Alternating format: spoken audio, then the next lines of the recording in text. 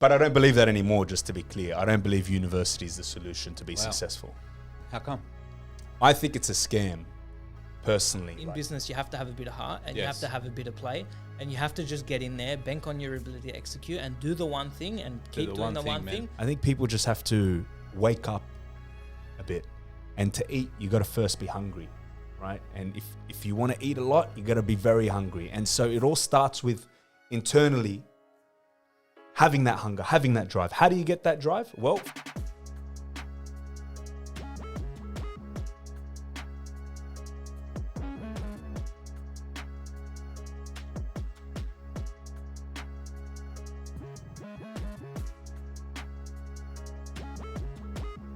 Welcome to another episode of The Lat Chat. I'm John Sardi, co-founder at Latitude Accountants.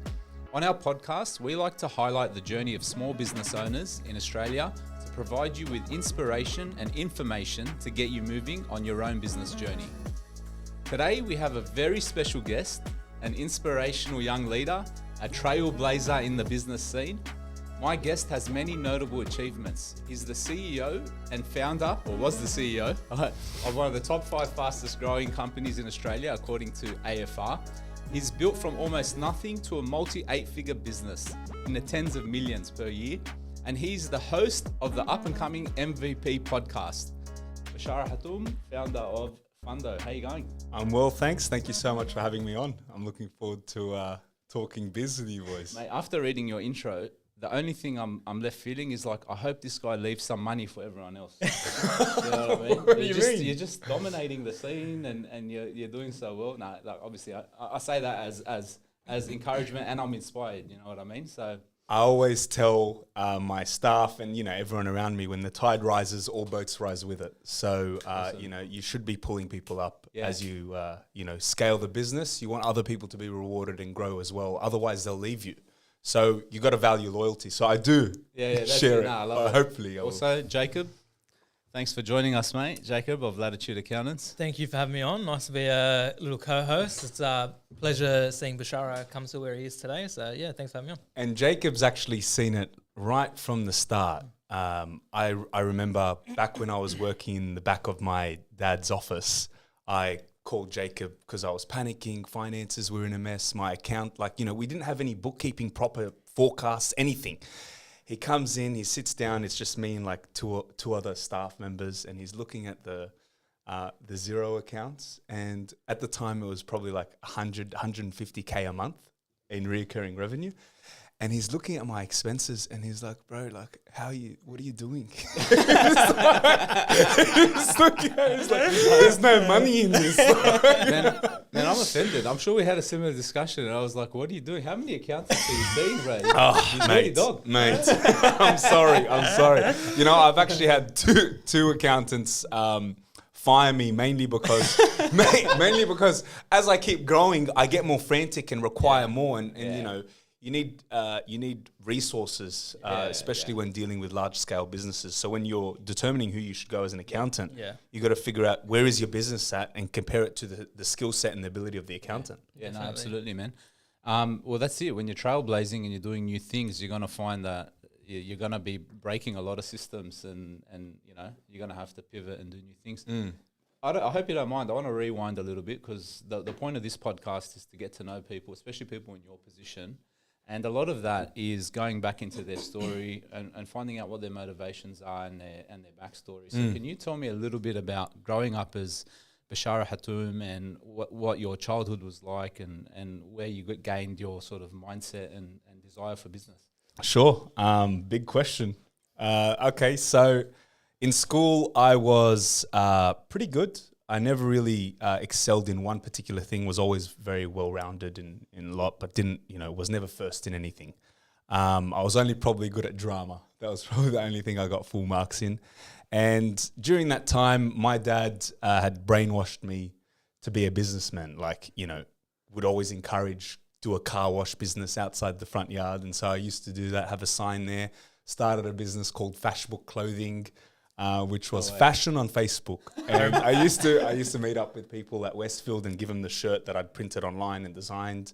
I've got an email when I was 12 sending my dad, hi, can you please give me $20 so I can buy a 20 pack of Coke Zeros and sell, because my competition at school is selling Pepsis. And I literally said in the email, I've got it, it goes, competitors will beg for mercy. Right? This is at 13. So it was ingrained from a very young age. I was very privileged, had a very privileged upbringing. I think it makes the world of difference, if you're getting tutoring outside of school, extracurricular activities. I went to a great school.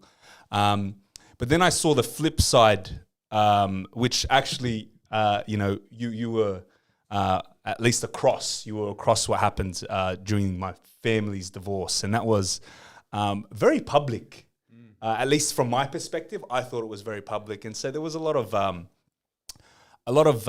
trauma that came with going from having everything and never needing or wanting anything, going on holidays with the family, yada, yada. And then right after school, reality hits and mum's borrowing money for legal costs, can't afford that. Very scarcity mindset, very, always fearful of not having money.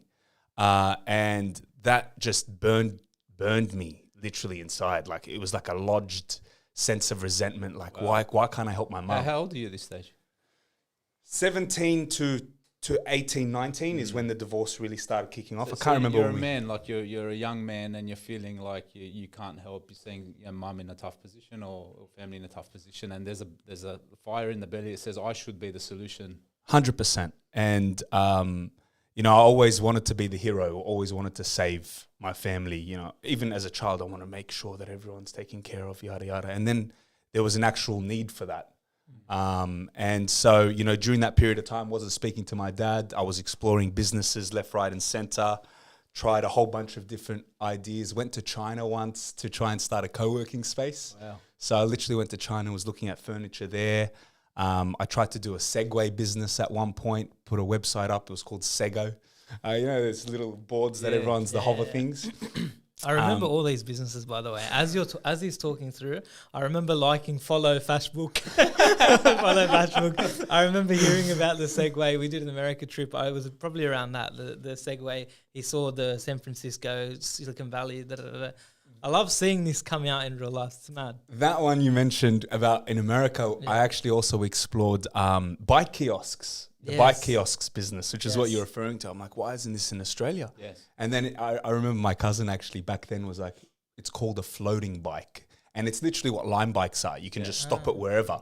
So he saw it, but it just goes... good, by the way. When I go to Brisbane or use them anywhere. Constantly. I haven't used them in Sydney because I don't live around the city. But when I'm anywhere, I'm like, this is the best. This is the most fun I have when I go to Magic Round to watch rugby league is just using the bikes to get around Brisbane. Yeah, it's brilliant. Spewing that they all end up in front of the casino, but it's got nothing to do with me. So look, bottom line is always wanted to do business, surrounded by business owners. Yeah. I was very lucky to have that environment. You are the average of who you surround yourself with. I got very close to a cousin of mine when I was about 20. He owned 15 tobacconists, a lending business, and he taught me a lot for like the next 2 years. He was almost my mentor. Okay. Before we continue on that path, just with the childhood, like you mentioned, you were a good kid in school.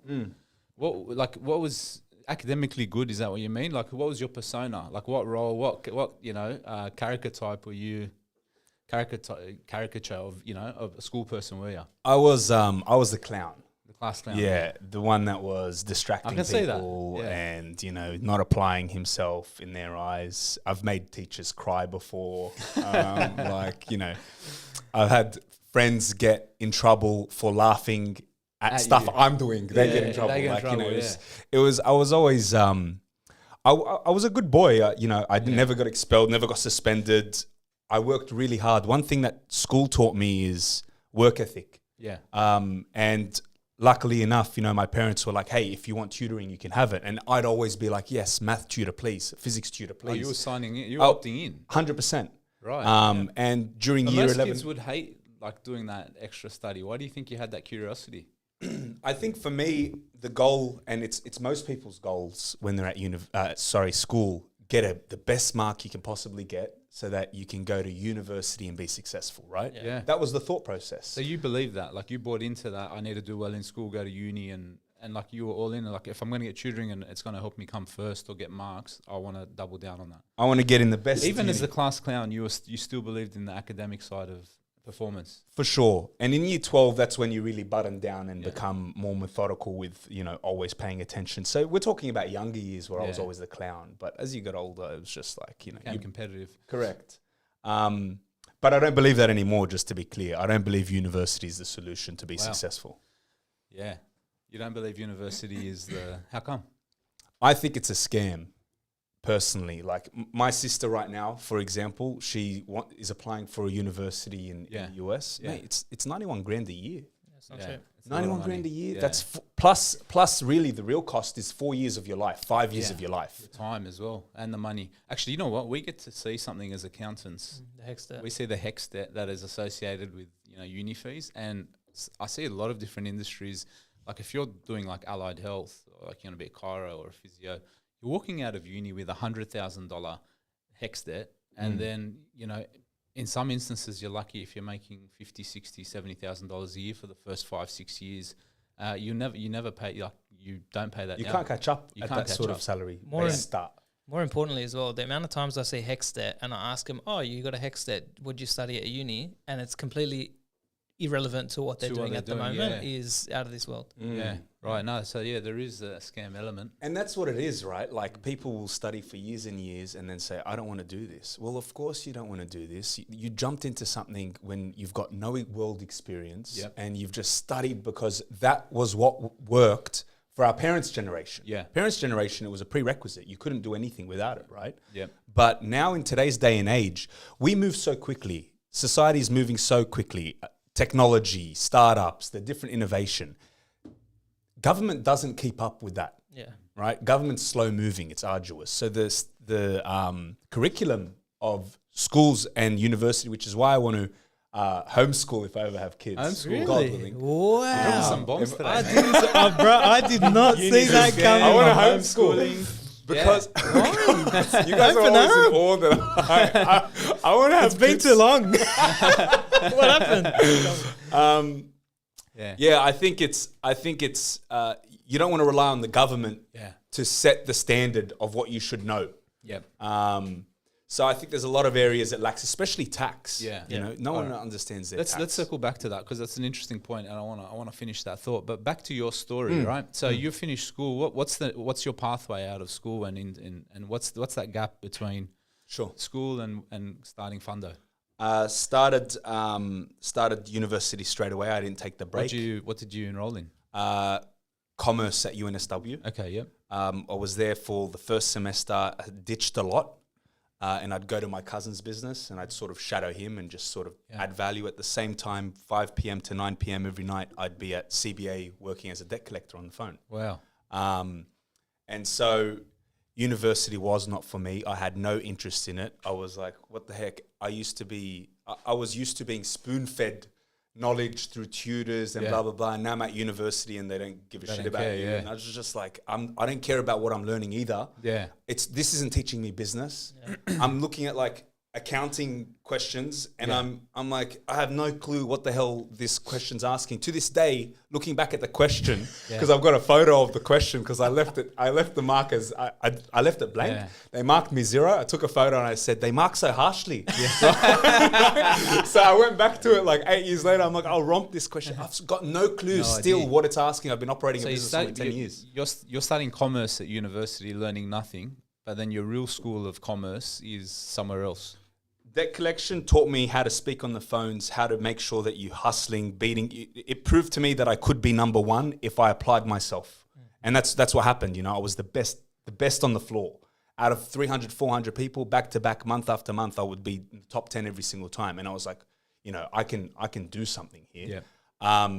But then there was a fork in the road where it was like, okay, I want to get into business. But I know I could excel in the corporate world. And my cousin, my mentor, said to me, look, you can't do both. There's a good quote, Chinese proverb, a man who chases both rabbits catches neither. Yeah. So I had to pick a path. And so I quit CBA. I failed 3 out of 4 subjects at uni. in the first semester. They mark harsh, bro. Yeah. They mark harsh, mate. The only one I passed was business management. Yeah. And I was like, okay, that's the direction. No. But quit that, dropped out of uni, made my mum cry. And then went for about 6 months trying to do different businesses. And my cousins were like, yeah, we'll help you start a business if you want to do that. They saw potential in me, which I think is a very important thing. You need to have someone that sees greatness in you or pushes you at least, right? And so he was pushing me to explore the right opportunity. Yeah. I remember sitting at a news agency. Literally, there was a news agency in Westmead that was shutting down. And we're going through receipts of the lotto tickets to see how much is this guy actually making in revenue. I was exploring a whole bunch of businesses.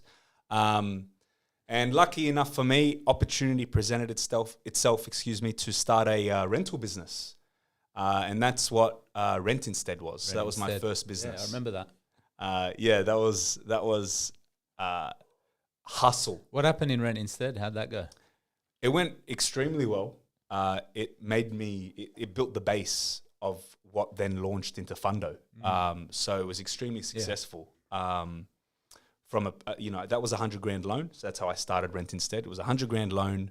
I was in a shopping center in Minto Mall, out Campbelltown Way, and I was allowed to stand at the front of a tobacconist, my cousin's tobacconist, with a banner, and I'd just be there handing out leaflets to people, using the skills I'd learnt from debt collection on the phones. How to be nice, how to get people on your side, trying different things. I'm pretty good with people, so I was just in people's faces.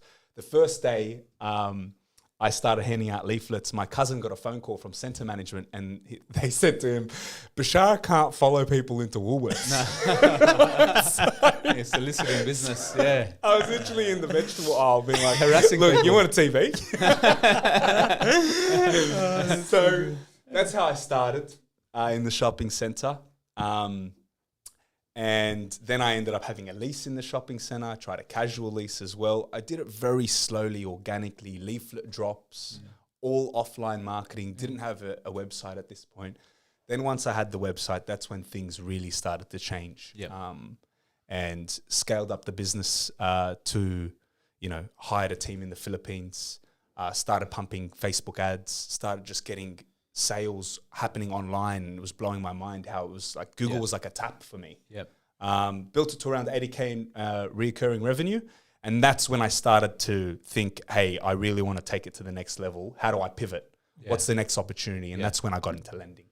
Awesome, man. That's a great story. So you've tried a few different things, and then you've basically found yourself in the lending space. And then you've gone online and you've found ways to scale. You painted yourself on your childhood as two sides of Bishara Hatoum. There's the funny class clown, friendly, good kid, and then there's this, what seems to be, and I think you brushed over it. You said, it's normal. I think you made it like it was normal, but everyone wants to get good grades or whatever. But there's this hyper competitive side of Bishara Hatoum, which I think you may even underestimate. That's not there for everyone. True. Do you know what I mean? 100%. And that's helped you. You talk about hard work and discipline and doing all this, following people into Woolworths to try and push your business. So where do you get that drive from? That's a good question. You guys go deep. Go deep on this podcast. So go ahead. You've told this story before, Bishara, and I had the exact same thoughts as John. You just listening to what you said. I wanted to be the best. I wanted to go to the best uni. I wanted to have I wanted to have the best grades. I wanted to be the best in drama. Serena Williams' father, and I think Tiger Woods' father even, and you've shared this story, brainwash, and you use the same term, brainwash their children into wanting to be the best. Do you think it's nature, nurture? It's a great question, John. Open up about that one. I think I was thrown, pressure creates diamonds, right? And the pressure for me was the divorce, my parents, not speaking, me not speaking to my dad, and my mum struggling. That's where it all started from. That's when I started getting this sort of saltiness at the world. What the hell is going on? I know I'm special. I did have that Yeah. mentality always. And that's the nurture. That's the nurture side, or nature, depending on how you look at it. I think it definitely runs in my family. And my dad has that very big image of himself, right? Yeah. And I think that's definitely, rubbed off on me. But at the same time, there's a quote by Charles Munger, RIP. He said, never underestimate the person that overestimates himself. And so I think having an inflated self-confidence, as long as it doesn't become ego, because what is ego? It's self-deception. So you don't want to self-deceive, but you do also want to see yourself as the best version of you. And that's where it started. Like, I know I can do more. I know I can be successful. And I just kept feeding that little voice in my head that said, you're going to be something great. And, we're just getting warmed up, but it's awesome how real manifestation is. Like, you can manifest something into reality. You can some things you can't, like the Powerball. Ravi was just in saying he tried to manifest the Powerball win. He couldn't make it happen, but I'm sure there's some things you can manifest. Yeah, tell me about that. Yeah, well, I think about manifestation. Yeah, not the Powerball win. We won't tell anyone about that. So it's always about asymmetrical risk. So looking for opportunities where there's little downside but huge upside potential. And so I knew that at a young age of 18 to 19, there's very low risk for me. Yep. I could pour my soul into something for the next 5 to 10 years, sacrifice it. Yep. And as long as I kept applying myself day in and day out and never gave up because of the low risk, I didn't have a mortgage, I didn't have kids, I didn't have rent to pay, blah, blah, blah. Yeah. I just went all in on one thing, and that was getting contracts for my rental business. Yep. And as you do that and you start seeing success, that adds confidence. Yeah. That adds, character to you. The hunger grows from there. Exactly. And as soon as you start making a little bit of money, you realize how broke you are. Yeah. Right? Because you're like, holy shit, it's turning over almost $1 million. And then you get hit with a tax bill. I remember one of the first years I got hit with a tax bill. Yeah. I was in shock. I was like, how am I being taxed when I haven't got $1? Yeah. I don't have any money right now. It's a beautiful tax system we've crafted in Australia, isn't it? Well, you know what? It works. It works. It works. One of the biggest discussions we have all the time with new businesses is how can I actually make all this almost no money. So I've got revenue, I've got expenses. I'm making like break even or losing money, but I've got a huge BAS, GST, and PAYG bill. And then that's when we go into explaining, look, you're actually a tax collection agency. Yeah. You have to collect the GST on behalf of the government. You're withholding the tax from the wages. So you could have heaps of tax to pay and have not made a single cent for yourself yet. So you received that rude awakening early. 100%. And everyone, I'm sure you guys would recommend this to your clients. It'd be like, set aside this amount 100%. To a different bank account for the GST. Set aside this amount. It's not yours.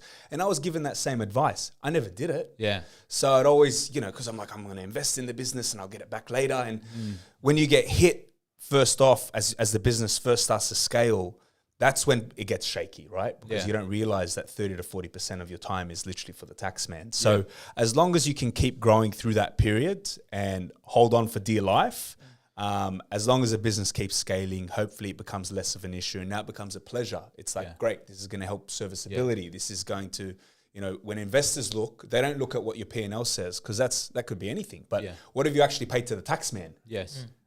So that's a hurdle. Now, tax is a hurdle everyone has to face, but for you growing one of the fastest growing businesses in Australia and doing everything you've done, what would you say in the early years was the biggest hurdle you had to face, and how'd you overcome it? Biggest hurdle I had to face. Whoa. Okay. There's a lot of hurdles, and I think that's what business is all about. It's about solving bigger hurdles. The problems are the way. So the biggest change in the business was from rent instead to Fundo. To make that pivot whilst you're also running a rental business and then trying to start another business simultaneously, it's changing a plane mid-flight. Yes. And there were so many moments when I'd gone all in on Fundo and I was using the recurring revenue from rent instead to cover the costs that Fundo was, the expenses, because it was a liability at the time. There was so many moments where it was like, hey, we might have to go back to rent instead. Were there times where you thought you'd have to shut down? 100%. Shut down Fundo for sure. There was many times where rent instead was on the line. Right. Yeah. I've had payment systems that gave me 30 days notice that they were shutting down their gateway to me, and I couldn't process my revenue from them, but I'd already given all the items out, and the contracts that they've signed is with that payment provider. So there, there's been. What do you do in those times? Yeah. Like I know you've come through it now, but like what's your mindset? How are you feeling at that time when you're seeing everything you've invested and built, potentially collapsing in front of you? How are you talking yourself through that?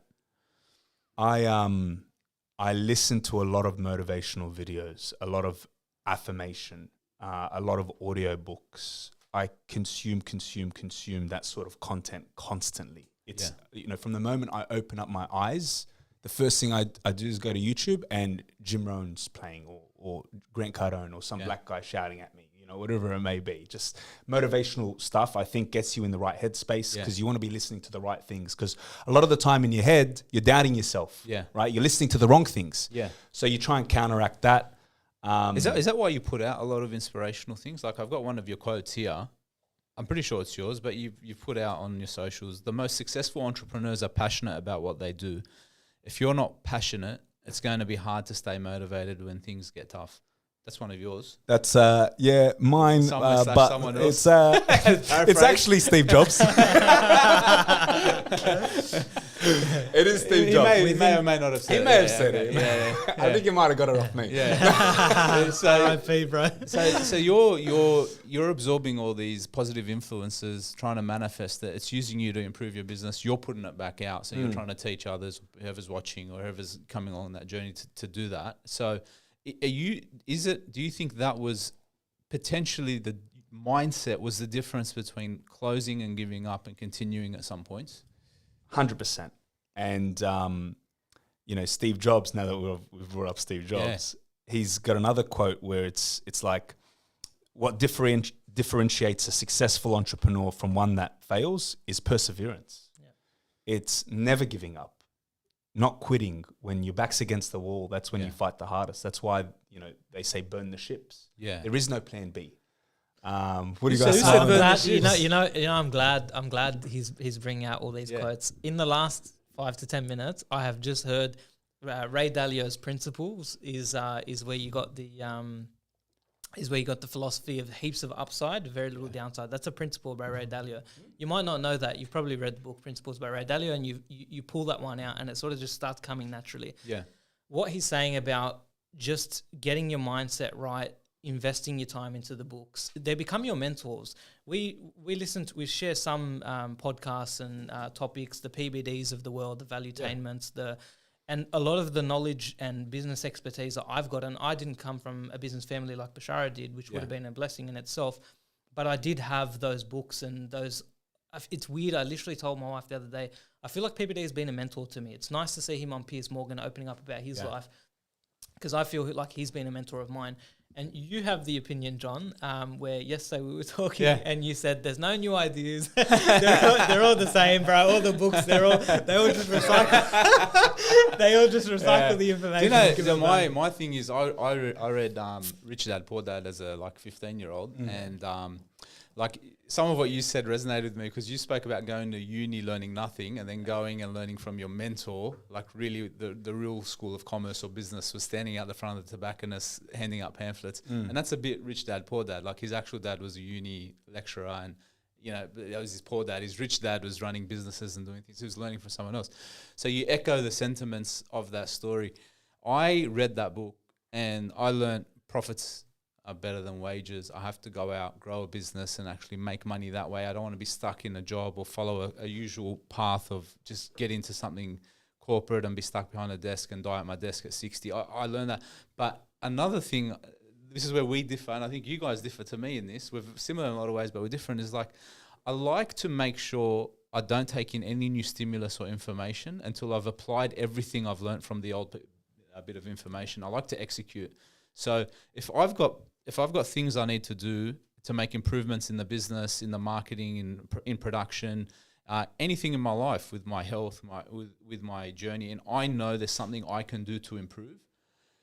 It's disgusting to me to go and try and get more information, because I feel like I'm not being true to myself unless I go and execute what I already know. That's always the balance and the trade-off we have. It's like there's a new book or a new something coming out, but you guys, you guys are bringing a different perspective, and what you guys are doing, which is I think I'm starting to understand.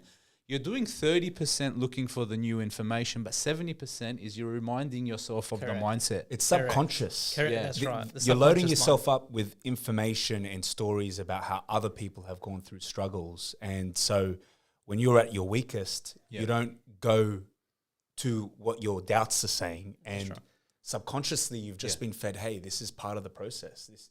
I've read about this. I've listened to this. And but you're right. You should be applying what you're reading. Yeah. I don't do it nearly enough. Yeah. But there's no doubt when those hard times come, your anxiety is relieved when you're listening to a book that's explaining how Nike crashed and was going to go broke if not for all these scenarios. And it's reaffirming the message and the calling and the pattern that you have to follow, that you are following, and saying, I'm doing the right thing. I don't have to give in to this anxiety or doubt, because he is yet another example of someone successful saying to me, if you work hard, if you're logical, you follow these patterns, you will find success if you're motivated and driven. These fundamental, they're almost like, they're not morals, but they're virtues. It's like business is virtues, right? Mm-hmm. Business is get all the virtues, pick 5, do them really well, put it into business, you'll win. Do you know what I mean? And we need to remind ourselves about the virtues and about how to win. There is no substitute for execution though. So 100% what we're saying is, I often when I'm reading, it's about, okay, my future self is going to need this info. Let's load it in, let's process it, let's chew on it. And when I need to execute, I need to hold myself accountable to execute what I've learned. Now, there is too many people, or there is a market. Self-help is a market in itself, and there is too much self-help and not enough people actually going out and doing the thing. The Onion there are too many business coaches and not enough businesses for the business coaches to coach. So I think there is a healthy balance. I think it is somewhere between all three of us. But Bishara, you said you look like you were going to say something. Yeah, I just wanted to add something on what makes people successful, I think. And it's you touched on it. It's like focus on 5 things, right? Yeah. And do them really well. And then the next step to that is repeat. Once you've got a formula, reps, baby, reps. And people think they look at someone that's successful, that's done great things, and they say, wow, how did he do that? He must be, a chosen person. But the reality is he or she found a formula and then just doubled down on the exact same formula, and repeated it endlessly and tried to scale up that one formula endlessly. It's not complicated. It's just, how can I do more of the same? And then as the business grows, that's when you get more sophisticated and you start getting it to a point where people look at it and go, whoa, that's really sophisticated. Yeah. But it doesn't start like that. Yeah. It starts manual. Yes. So just figure out a way to execute things manually, scale it up as much as possible, and then automate it afterwards. Once it's at breaking point, then start automating. What do you think of the multiple streams of, because I 100% agree to that philosophy, but I think there's so many people out there, and it may work, it may not, but it's the idea of multiple streams of income where you just spoke about, I think Rent Instead had one product. I think Fundo at the start had one product, definitely. And we have like a similar product, and it's just like what we offer to a lot of clients is a similar product, but it's just get good at that one thing and then add. Too many people, day one, have all these different avenues, multiple, and all they go to online is multiple streams of income. You need to have multiple streams of income to de-risk. Yes, it might be a de-risking thing, but in business, you have to have a bit of heart and you have to have a bit of play, and you have to just get in there, bank on your ability to execute and do the one thing and keep doing the one thing until you start adding. So you're very much a one thing over multiple sources of income. Is that at the start anyway? Yeah, 100%. Diversifying is for suckers. Yeah. That's Mark Cuban's quote. Wow. Yeah, it is. And it's true. That's so that you can be average. Man, right? when we were a new business, we were like, I've said it before, necessitous and needy, and every dollar, man, I would I would have cleaned your business to tack on an extra $100 a month to my fee, right? Like we would have done anything. Anything. Now, when we actually started to find success in Latitude Accountants is when we said, hold on, we're professional advisors and accountants. We need to do accounting and advising. What does that mean? That other accounting firms are doing it wrong. They're doing things we shouldn't be doing. First thing we asked, bookkeeping. We're not a bookkeeping business. I'm not going to do your bookkeeping. You got to find the bookkeeper or do it yourself. Bang, instantly after that, our product offering, our service got better because we were no longer doing things we were rubbish at, bookkeeping off the table. Other accountants out there saying, hey, like there's groups that integrate, become a one-stop shop financial services hub and say you got to do financial planning. When we tried to do financial planning, guess what? We just did financial planning in a horrible way and the accounting suffered. That was a stupid idea. We don't need to do that. Other accounting firms go out there and say, you know what we can do? We've got 2,000 clients. We can start lending to them or doing brokerage. Oh, let's go get our brokerage license. Let's do that. Guess what? You're going to be a rubbish broker and you're going to be a rubbish accountant. If you want to be a good accountant, you want to work with your clients well, you need to focus on it so you do it the best. 100%. And when we cut off everything else, when we cut off all the peripherals and said we are like chartered accountants, we're advisors, we manage tax, we help you understand your numbers, that's when our business just started going up 20, 30, 40% a year and year-on-year growth, success. And it's that principle, man. It's the principle. We took the principle and ran with it. On your mindset, I watch your podcasts. I love your podcast. You have very good guests on there. Thank you very much. Podcast. Appreciate it. I really enjoyed watching you talk about with the marketing agency expert. Sorry, I forgot her name. Same. Katya. Katya. Yeah. I loved it, man, because it gave me an insight into, again, the mind of Bishara Hatoum. And if you can't tell, I'm trying to work out the inner workings because we got to take what's in there and help replicate that with other small business owners because you found success. We need to emulate that. We can't lose that. So you said the goal of marketing is more marketing, like effectively marketing, grow the business, get more revenue, and then reinvest it in marketing.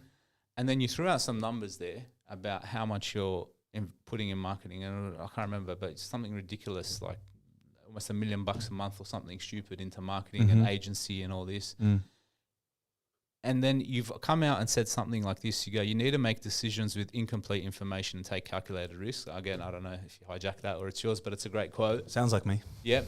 Now, mate, you're putting your money where your mouth is because you're dropping $1 million a month, potentially, more or less, whatever. But that's about right. Into an unknown, quantity or substance, and you're sitting there on a podcast and you're telling people, it blew me away, and you're saying, it doesn't matter if we don't even have all the metrics or we don't know all the outcomes, the goal is to spend more in marketing. That's ballsy, man. Yeah. It's that's my dad's doing. So I remember when Rent Instead was first starting off and I'm spending 10 grand a month, for example, on marketing, right? Which is a conventional amount for most people we know. 10% of your turnover. Yeah. And every time I'd go back to him, I'd be like, Dad, the business has grown, because we rekindled our relationship by that point. And he'd be like, you're too slow. It's not fast enough. Scale up faster. You can do more. Go. Wow. He kept, every single time I'd go back to him, he's like, scale up. And so that's what I did, mate. And I just scaled up. The more people that know about you, as long as the product works, if the product works and you've got it. See, when you start expanding into different areas and trying to do too many things, you're a jack of all trades, master of none. You can't make it a product that has a standard operating procedure, has SOPs, has the systems that can, you can scale.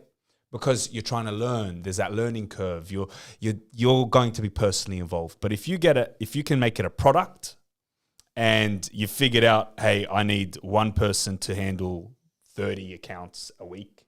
That means if I have 6 people, I can handle 180 accounts. Okay, well then why am I not reinvesting all the money to get it to that point? Because yes, right now it might be nice to put that money aside as a sort of diversifying.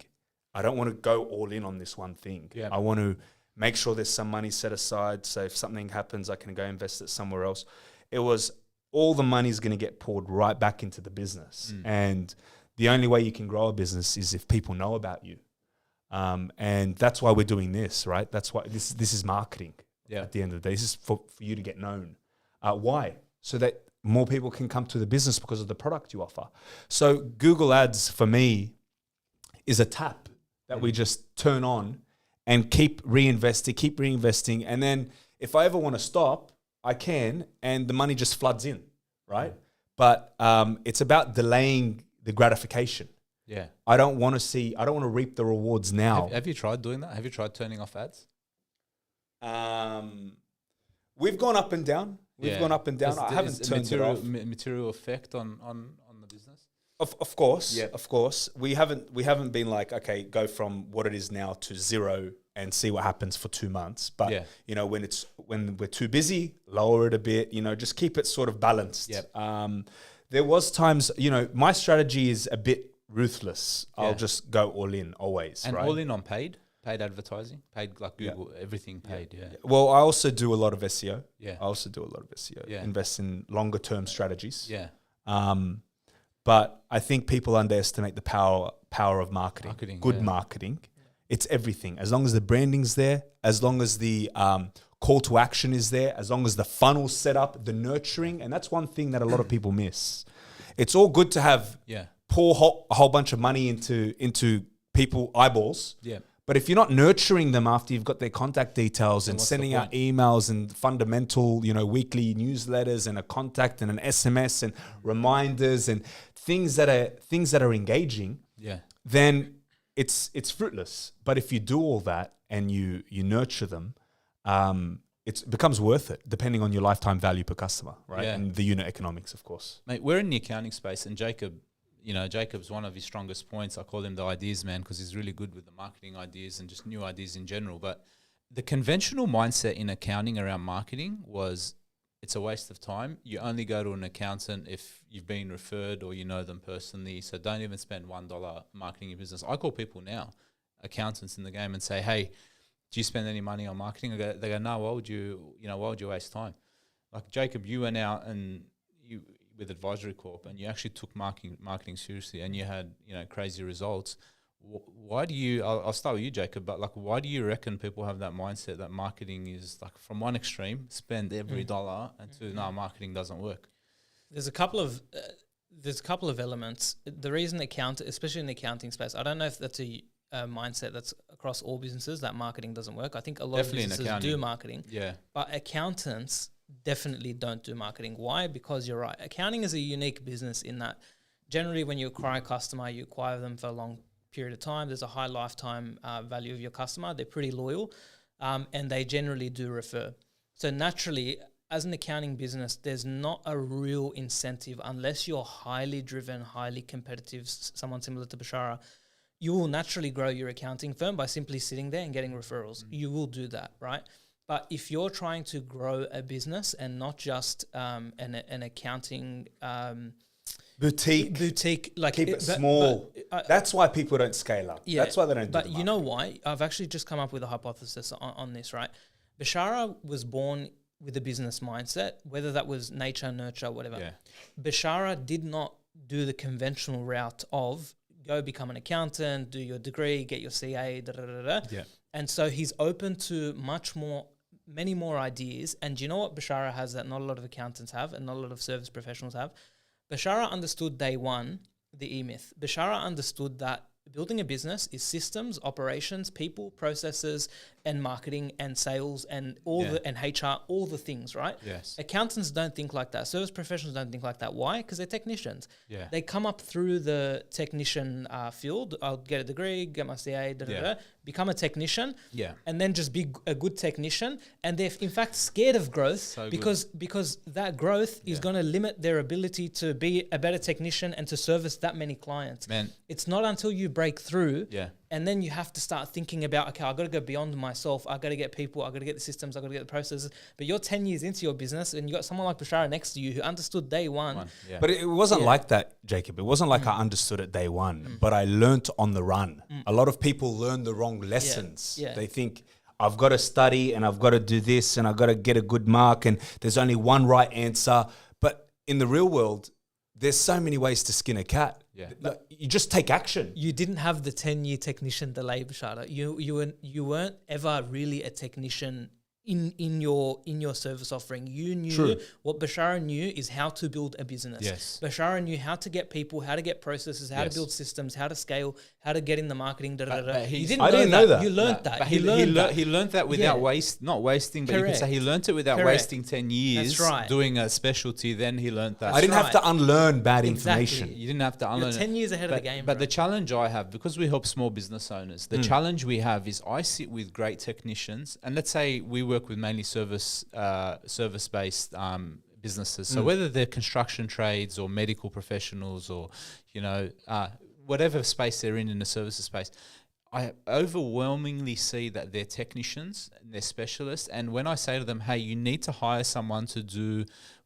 you got to get off the tools. You need to hire someone to do this and hire another apprentice and then go focus on sales, build a system and then hire someone to do the sales and then work on the marketing. When I start saying that to them, you know what I see? The look on the face of the specialist is, oh, do you mean that someone else is going to be responsible for finishing the bathroom and I'm not going to be there? How could I do that? How could I trust anyone to go in and do the carpentry or hang the doors in? Like, I'm a carpenter. I have to hang the doors. How is someone else going to? And the specialist has a big fear of letting go and letting someone else step into that role, which leads me into my question for you is, when I first was going to have you on here before we had a delay, you were the CEO of Fundo.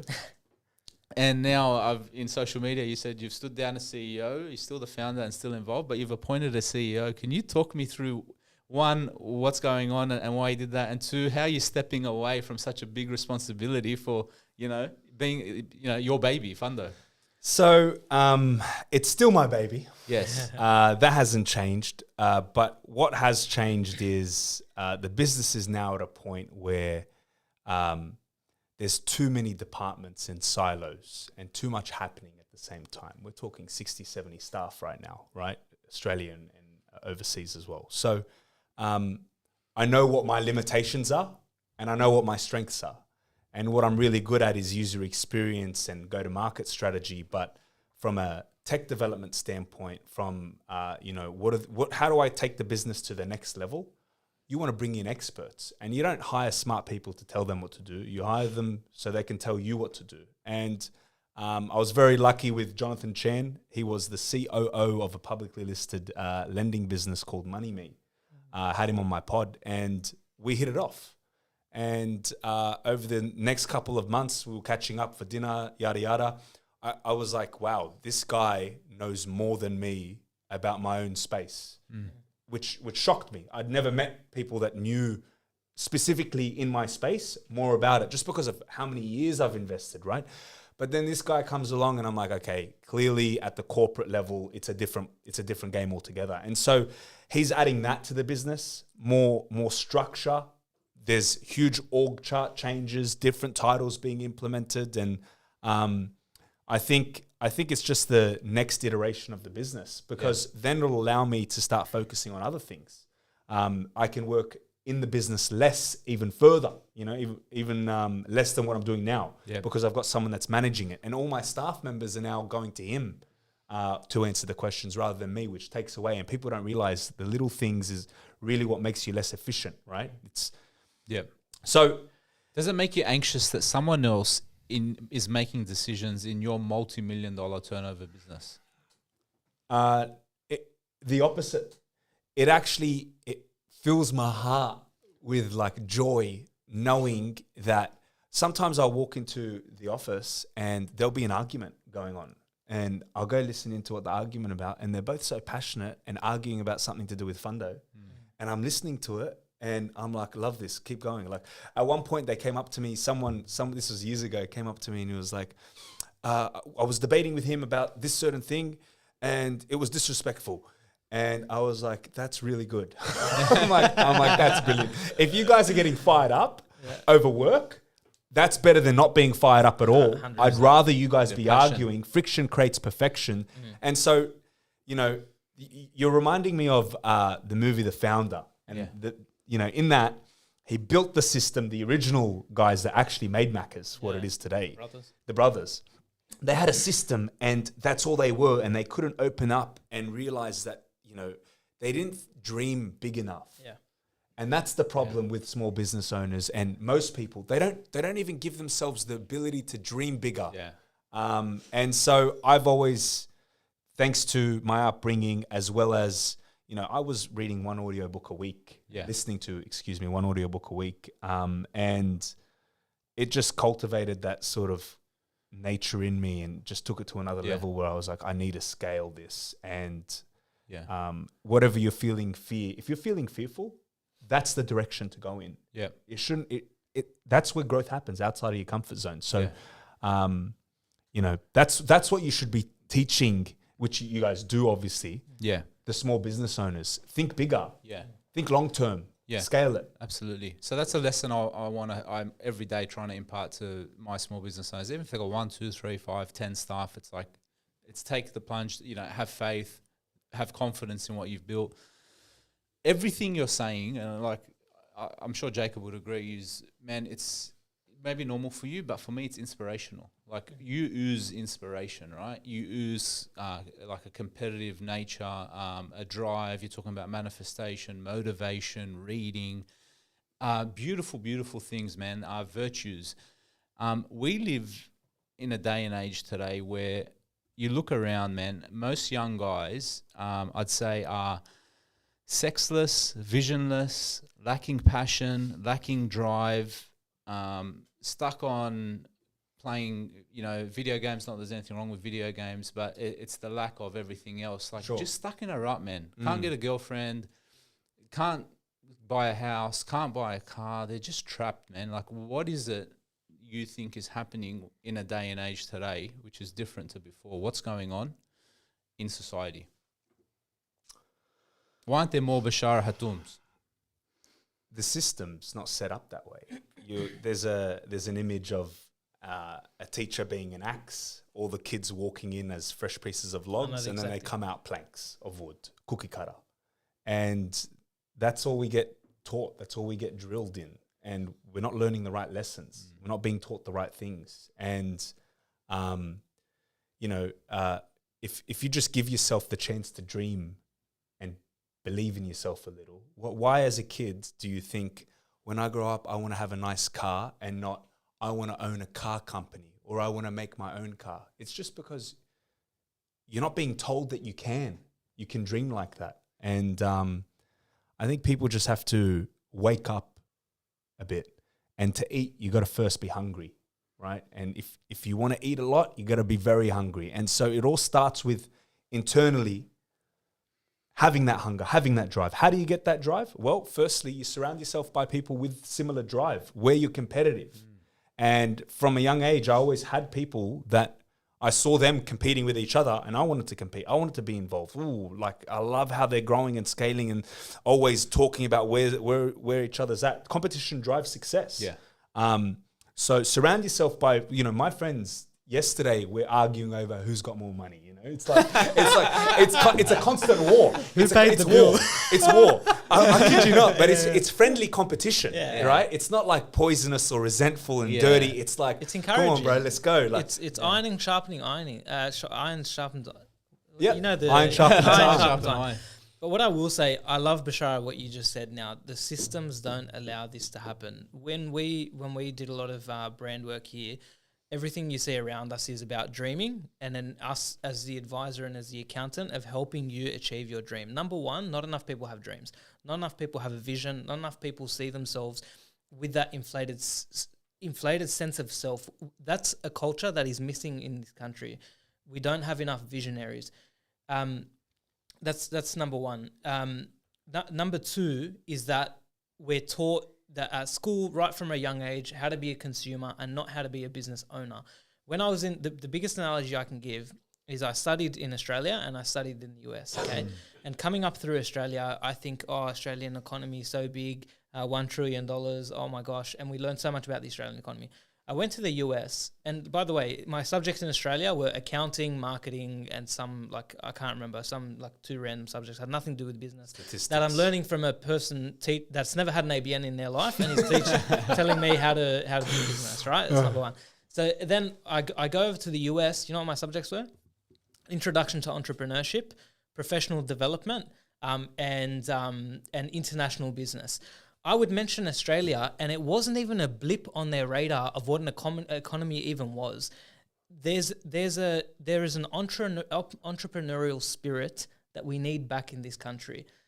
We need people to dream big. We need people to dream of owning a business, and not thinking nothing wrong with being an employee. There's massive rewards to it. You sleep a lot better at night, and that should be commended, because you need employees to run businesses as well. And I highly believe in the employees and the entrepreneur model. I'm actually a big advocate of that. But nothing replaces the hero of our community, that business owner who goes out, has a dream, and collaborates with the whole community on how to actualize that dream and make that a reality. That's what we need to inspire. That's good. A lot of people actually in Australia, you guys have brought up USA. I know you're fond of USA, potential future plans and all that. But when you're weighing up cultures, the Australian culture has never really propped up success or entrepreneurial values. Oh, I'm sorry, we do prop up success. If you're successful on the sports field, then you're a hero. Which really Shane isn't that big anyway. Yeah, but some of them, a handful maybe. Salaries, like the ratio of success. In salaries, yes. But like in terms of someone to look up to, someone to esteem, the people we tell our kids to follow in Australia are professional sports people, right? Yeah. USA has a different approach, and I've heard people say that the problem is, like, you and your friends are happy to laugh off and talk about who has the most money. That, my friend, is a very taboo topic and discussion in a lot of Australian social settings. 100%. We have a tall poppy syndrome. That's right. Okay, so how do we go about changing that mindset and changing the goal of how we try to raise people in Australia to encourage that rather than detract from that? It's a good question. And I think the fact that it's taboo just, emphasizes the point we're trying to make here. It is the most important thing. You look after your family with it. You feed. It's the clothes on your back. It's everything. Money is everything. Of course, it's not going to fix internal problems. Yes, but if you're willing to help more than just yourself, a lot of people that get on a salary or are employed and don't really think big, you ask them, why aren't you targeting millions of dollars? And they say, oh, because it's all I need. It's not going to make me happy. Why are you talking about yourself? It's all I need. Why are you saying I? So you're talking about success to give to others and to help others. What I'm talking about is you should be looking for ways to uplift everyone. And you can only do that when you have money.